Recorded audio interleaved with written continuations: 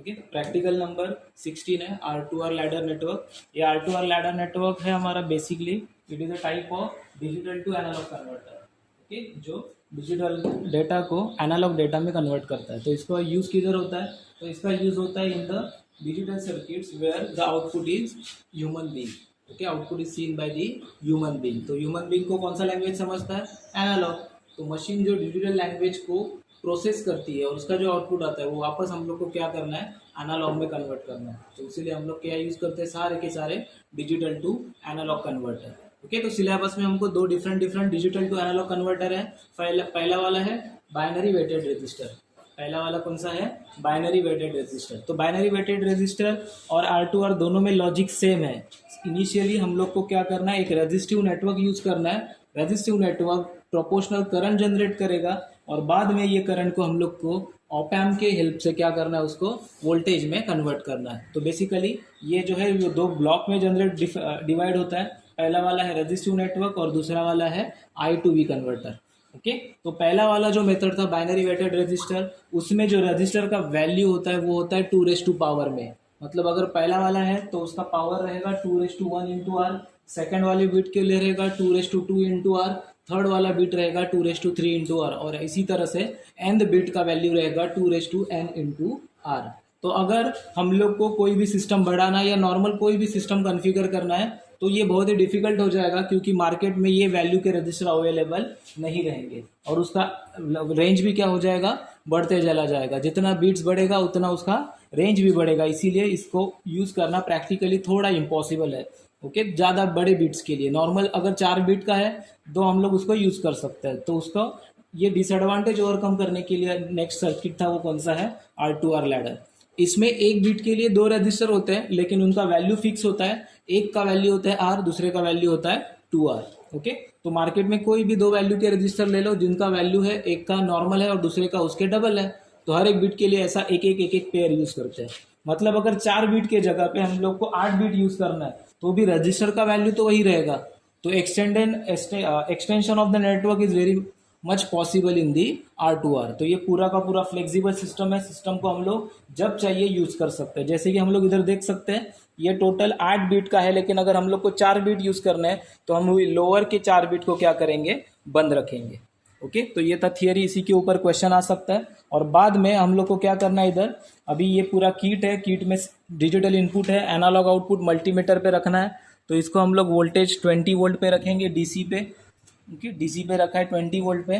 तो अभी हम लोग पहले थेरोटिकल वोल्टेज कैलकुलेट करके लेंगे।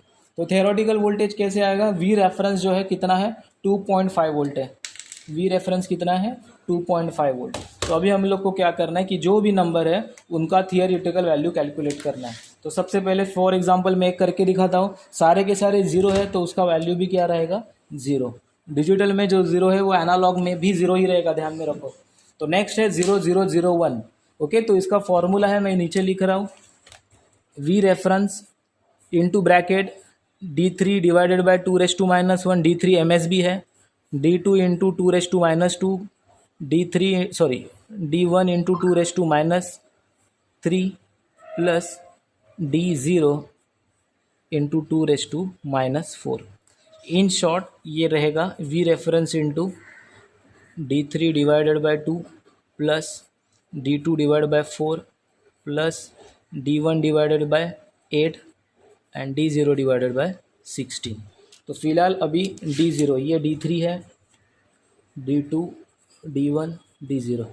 ओके, ध्यान में रखना है जो बिट ऑप एम्प से पहले आता है वो बिट MSB रहेगा, बराबर है, और जो ऑप एम्प से लास्ट में कनेक्टेड है वो क्या रहेगा? LSB। अभी फिलहाल क्या है? 0001, मतलब सारे के सारे जीरो है, सिर्फ D0 क्या है? 1। तो उसका आंसर आएगा 1 divide by 16 multiplied by we reference. 1 divided by 16 multiplied by we reference कितना है? 2.5। तो उसका आंसर आया 0.15625।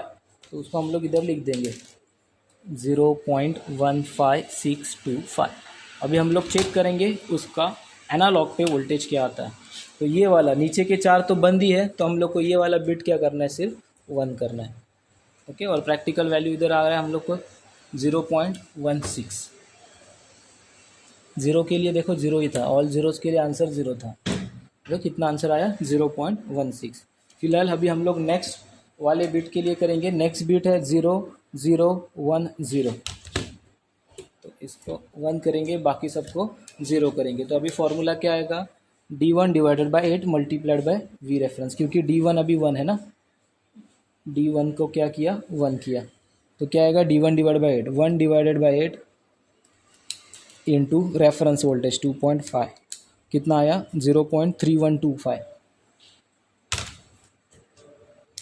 0.3125, और प्रैक्टिकली वोल्टेज आउटपुट है 0.33। तो इसी तरह हम लोग को सारे के सारे बीट करने हैं। मैं अभी लास्ट वाला करके बताता हूँ। सारे के सारे ऊपर के 4 क्या करने हैं, 1 करने हैं। क्या करने हैं उनको, 1। तो बाद में क्या करना है, ये सारे को सारे 1 है, तो सारे को ऐड करना है। 1 divide by 2 plus 1 divide by 4 plus 1 divided by 8 plus 1 divided by 16, okay, और multiplied by reference voltage. Answer है 2.34, थियोरेटिकल आंसर है 2.3437, और इधर देखो प्रैक्टिकल आंसर है 2.39।